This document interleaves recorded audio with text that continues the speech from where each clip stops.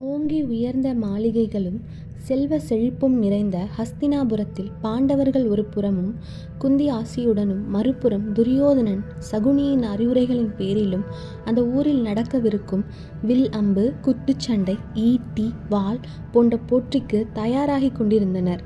அந்த நாளின் கொண்டாட்டத்தில் கலந்து கொள்ள யூர்வி தன் தோழிகளுடன் ஹஸ்தினாபுர மாளிகையில் தன் கால் தடங்களை பதித்தாள். தன் மனதிற்கு நெருக்கமான குந்தியை சந்திக்க செல்லும் வேளையில் திருதராட்டினனையும் காந்தாரியையும் வழியில் சந்தித்தவள் இன்று கூட காந்தாரி தன் கண்களை ஒரு சிறு கருப்பு துணியினால் மூடியிருப்பதைக் கண்டு, இன்று கூடவா தாங்கள் உங்களது கண்களை மூடியிருக்க வேண்டும் என்றும் உங்களுக்கு நான் என்று கூறியவளை கம்பீரமான தன் குரலின் மூலம் தடுத்து நிறுத்திய துரியோதனன் அவளுடைய எல்லைகளை மாளிகையில் மீறக்கூடாது என்று எச்சரித்தான். அவனையும் அவனின் அத்துமீறிய பேச்சையும் அப்போதுதான் அங்கே வந்து தடுத்து நிறுத்திய குந்தி தேவி அவள் தனக்கு மகளை போன்றவள் என்றும் அவளுக்கு இந்த மாளிகையில் தனக்குள்ள உரிமைகள் அனைத்தும் உள்ளன என்றும் கூறி அவள் மீது உள்ள பாசத்தை வெளிப்படுத்தினார். துரியோதனன் பேச்சினால் மனம் துவண்ட யுருவி இன்று தான் காந்தாரிக்கு அருகே இருந்து அவருக்கு கண்ணுக்கு கண்ணாக தான் காண்பவற்றையெல்லாம் அவரிடம் எடுத்து கூறி அவரின் மனதை மகிழுறச் செய்வேன் என்று கூறினாள். நீண்ட நெடிய ஆரவாரத்துடனும் ஆர்ப்பாட்டத்துடனும் இருந்த ஹஸ்தினாபுர மாளிகையினுள் ஒரு சிறு தயக்கத்துடன் தன் திறமையை நாடறிய செய்ய வேண்டும் என்ற எதிர்பார்ப்புடனும் மாளிகையினுள் காலடி எடுத்து வைத்தான் சூரிய புத்திரன், சத்திர குலத்தில் தோன்றியவன் என்று யாரும் அறியாத தேரோட்டியின் மகன் என்று அறியப்பட்ட கர்ணன். இங்கே மாளிகையில் யுருவி அர்ஜுனனை வம்பிழுத்து கொண்டிருந்தாள். நீ கண்டிப்பாக வெற்றி கொள்வாயா அர்ஜுனா? நிச்சயமாக.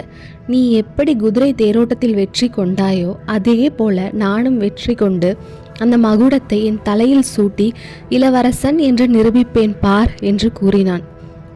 இதை கேட்டவளோ, எனக்கு என்னுடைய நண்பனின் பக்கபலம் இருந்தது, அதனால் நான் வெற்றியை ஈட்டினேன். சற்று பொறுங்கள் இளவரசி, எனக்கும் தான் என்னுடைய தோழியின் ஆதரவு முழுமையாக உள்ளது என்று அவளிடம் வாதாடி கொண்டிருந்தான். போட்டி நடக்க இருக்கும் இடத்தில் துரியோதனனுக்கு எழுந்த கரகோஷம் ஆர்ப்பாட்டத்தை விட அர்ஜுனனுக்கு அதிகமாகவே இருந்தது. இது துரியோதனனுக்கும் சற்று எரிச்சலாகவே இருந்தது. அர்ஜுனனிடம் பேசிக்கொண்டிருந்த யூர்வி தன் தோழிகள் தனக்கு பரிசாக வழங்கி தன் வருங்கால கணவனுக்கு அளிக்க வேண்டும் என்று கூறி கொடுத்த விலை மதிப்பற்ற ரத்தினம் பதித்த தாயத்தை அவனுக்கு வழங்கியவள், இதை அணிந்தவருக்கு வாழ்வில் ஜெயம் மட்டுமே உண்டாகும், மேலும் இந்த ரத்தினத்தை எவராலும் சிதைக்க முடியாது என்று வாழ்த்துக்களையும் கூறிக்கொண்டிருந்தவள் முகத்தின் மேல் ஒரு சிறு வெளிச்சம் பட்டு கண்களை கூசிக்கொண்டிருந்தது. சரியாக ஹஸ்தினாபுர கோட்டை கூட்டத்தினுள் நுழைந்து கொண்டிருந்த கர்ணனின் மார்பில் அவனை ஒட்டி பிறந்த கவசத்தின் மீது சூரிய ஒளி பட்டு அதன் எதிரொலியே அவள் கண்களை கூசிக்கொண்டிருந்தது. அந்த ஒளி படவே அர்ஜுனனுக்கு வாழ்த்துக்களை கூறிவிட்டு தன் இருக்கையை நோக்கி புறப்பட்டாள்.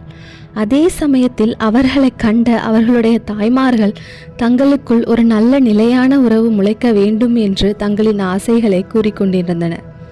யுருவி திரும்பி வந்து தோழிகளுடன் தன் இருக்கையில் அமரும் வேளையில் கூட மக்களின் சலசலப்பான கூட்ட நெரிசலில் இருந்து மீண்டுமாக அவள் மீது ஒரு சிறு ஒளி வந்து அவள் கண்களை கூச செய்தது.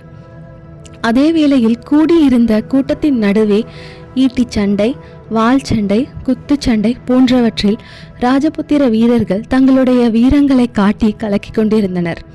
குத்து சண்டையில் தன்னுடைய வலிமையை மிஞ்ச ஆளே இல்லை என்பது போல் போட்டி போட்டு கொண்டிருந்தான் ஹஸ்தினாபுரத்து இளவரசன் துரியோதனன். ஹஸ்தினாபுரத்து ராஜகுமாரர்கள் ஒவ்வொருத்தரும் தங்களுடைய திறமையை காட்டிக்கொண்டிருக்கும் சமயத்தில் அர்ஜுனன் தன்னுடைய வில் அம்புடன் கம்பீரமாக அந்த சபையின் நடுவே வந்து நின்றான். அவன் முன் தாறுமாறாக உருண்டு வந்த சக்கரங்களை கண்டவன் தன் அம்பினை எடுத்து குறிப்பார்த்து ஒரே ஒரு அம்பினால் தாறுமாறாய் உருண்டு வந்த அனைத்து சக்கரங்களையும் வீழ்த்தினான். மேலும் தரையில் ஓடிய சக்கரங்கள் மட்டுமின்றி வானத்தில் பறந்து வந்த அத்தனை சக்கரங்களையும் தன்னுடைய ஒரே அம்பினால் வீழ்த்தி சுற்றுநூறாக்கினான். அர்ஜுனனின் திறமையை தெரிந்து பாராட்டிய துரோணாச்சாரியரை தடுத்து நிறுத்திய துரியோதனன் தன் பெரிய வஜ்ராயுதங்களோடு அவன் முன்னே வந்து நின்றான். அங்கே வந்தவன் ஒரு மனிதன் தனியாக தன்னுடைய திறமையை காட்டுவதால் அவன் வெற்றி பெற்றவன் ஆகிவிட முடியாது. அவனை விட வலிமையான ஒருவருடன் போட்டி போட்டு வெல்வதே அவனுடைய வெற்றியை தீர்மானிக்கும் என்று கூறினான். இதை ஏற்ற துரோணாச்சாரியரும் அர்ஜுனன் தன்னுடைய வில் அம்புடனும் துரியோதனன் தன்னுடைய வஜ்ராயுதத்தையும் பயன்படுத்தி போட்டியிட வேண்டும் என்றும் அப்பொழுது அவர்களின் மேல் இருந்து ஒரு துளி உதிரம் கூட சிந்தக்கூடாது என்றும் போட்டியின் விதிகளை கூறி ஆரம்பித்து வைத்தார். மக்களின் ஆரவார கரகோஷத்துடன் போட்டி ஆரம்பமாகியது. அர்ஜுனன் அம்புகளை துரியோதனன் சாதுரியமாக தன் வஞ்சகத்தை கொண்டு தகர்த்து எறிந்து கொண்டிருந்தான். துரியோதனனின் செயல்களையும் அவனுடைய ஆணவ பேச்சினையும் கேட்ட அர்ஜுனன் தன்னுடைய ஒரே வில்லில் துரியோதனனை முழுமையாக வளைத்தவன் சுவருடன் சாய்த்தான்.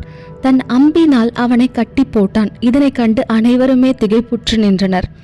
துரியோதனனுக்கும் சற்று அதிர்ச்சியே. ஆனால் அதே சமயத்தில் அந்த தக்க தருணத்தில் அர்ஜுனனின் காது மடலில் மயிரிழை நெருக்கத்தில் ஒரு அம்பு சீறி பாய்ந்து வந்து துரியோதனனை கட்டி இருந்த அம்புகளை அவிழ்த்து விட்டது.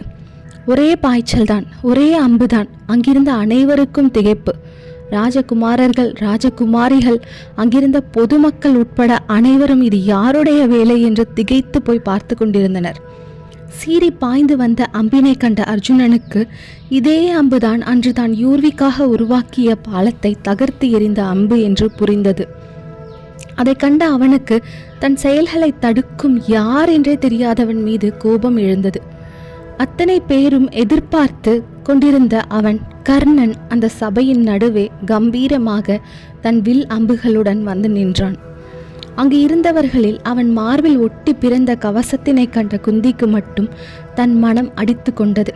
இவன் தன்னுடைய புத்திரன் என்று தன்னுடைய மனம் பல வருடங்களுக்கு முன் தான் தன்னுடைய வரத்தினை சோதித்து பார்க்க விரும்பி தன்னை அறியாமல் பெற்றெடுத்த குழந்தைதான் என்று அடித்து சொன்னது. அவனை கண்டு அனைவரும் திகைத்து நிற்கும் வேளையில் அங்கு முன் வந்து நின்ற துரோணாச்சாரியர், நீ யார்? உன்னை பெற்றவர்கள் யார்? நீ எந்த குலத்தைச் சேர்ந்தவன் என்று கேள்வி மேல் கேள்விகளை தொடுத்தார். அவருடைய கேள்விக்கு எல்லாம் பதில் சொல்லும் விதமாக தன்னுடைய பெயர் கர்ணன் என்று இடி முழக்கம் போல் அந்த சபையின் நடுவே கூறினான். அவன் ஒரு தேரோட்டியின் மகன் என்று அறிந்த துரோணாச்சாரியர் அத்தனை பேரின் நடுவே அவனுடைய குலத்தை இழிவாக பேசினார். இதை கேட்ட கர்ணனும் தன் உடம்பில் மனித இரத்தம் தான் ஓடுகிறது என்றும் தன்னுடைய அம்பு தன்னை ஒரு வீரன் என்று இத்தனை பேரின் நடுவே நிரூபித்து விட்டது என்றும் அர்ஜுனனின் அம்பையே தன்னுடைய அம்பு தகர்த்து எரிந்தது என்றும் கம்பீரமாக உரைத்தான். அவனுடைய பேச்சை கேட்ட யுருவிக்கு அவன் மீது நல்ல அபிப்பிராயம், நல்ல மதிப்பு கூடியது. ஆனால் அவனை அவமானப்படுத்தும் பொருட்டு துரோணாச்சாரியர், நீ ஒரு சூத்திர குலத்தில் பிறந்தவன், ஒரு சத்திரியனால் மட்டுமே சத்திர குலத்தில் பிறந்தவனோடு போட்டியிட முடியும் என்று கூறினார். இதை கேட்டவனோ, தாங்கள் கூறுவது எல்லாம் மனிதனை மனிதனுக்காக உருவாக்கிய சட்டம் மட்டுமே. இந்த இயற்கை இதையெல்லாம் உடைத்துவிடும். நீங்கள் சொல்லும் சட்டத்திற்கெல்லாம் அப்பாற்பட்டது இந்த இயற்கை. அந்த கடவுள் படைத்த காற்று, நிலம், நீர், நெருப்பு, ஆகாயம் இவை எல்லாம் அனைவருக்கும் பொதுவான ஒன்று ஆகும். இந்த இயற்கையை யாருடைய சாதி மதத்தையும் பார்ப்பது அல்ல. அனைவரிடத்திலும் அந்த கடவுள் ஒரே மாதிரியான உதிரத்தை தான் படைத்துள்ளார். அதுபோல்தான் தண்ணீர், நெருப்பு, ஆகாயம் போன்றவை சாதி மதம் சொல்லி மனிதனால் தடை போட முடியாது. அனைவருக்கும் பொதுவான ஒன்றாகவே உள்ளது. அது யாருடைய சாதி மதிப்பையும் பார்ப்பதில்லை. ஒரு மனிதன்தான் பிறந்த குலத்தை வைத்து அவனுடைய திறமையை எடை போடக்கூடாது, அவனை குறைத்து பேசக்கூடாது. அவனுடைய நற்செயல்களே அவனுடைய மதிப்பை தீர்மானிக்கும் என்று அவன் பேச பேச துரோணாச்சாரியருக்கு ஒரு பக்கம் கோபம் கூடிக்கொண்டே போனது என்றால் யுருவிக்கு அவன் மீது ஒரு பெரிய நன்மதிப்பு வந்தது. அவள் முகத்திலும் அழகான புன்னகை உதிர்ந்தது. பேச்சை கேட்ட துரியோதனனுக்கும் அவனுடைய சகோதரர்களுக்கும் தன்னை காப்பாற்றியவன் மீது நன்மதிப்பே எழுந்தது. என்னுடைய திறமையை ஒருபொழுதும் என்னுடைய பிறப்பு தீர்மானிக்காது என்று கூறியவனுடன் யுருவியின் மனம் தானாக ஒத்துப்போனது. யுருவியின் மனதை தொட்ட கர்ணன் மனதிற்கு நெருக்கமானவனாக மாறுவானா என்று பார்க்கலாம். நன்றி, வணக்கம்.